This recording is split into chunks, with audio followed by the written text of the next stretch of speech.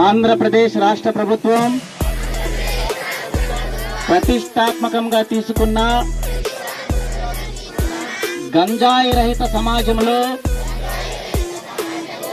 నేను పాలు పంచుకొని నా వంతు కృషిగా మా ఇంట్లో కానీ, మా మండలంలో కానీ, మా జిల్లాలో కానీ, మా రాష్ట్రంలో కానీ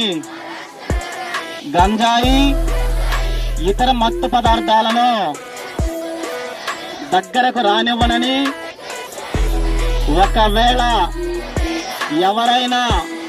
అయితే అట్టి సమాచారాన్ని నేను పోలీసు వారికి అందిస్తానని గంజాయి రహిత సమాజముగా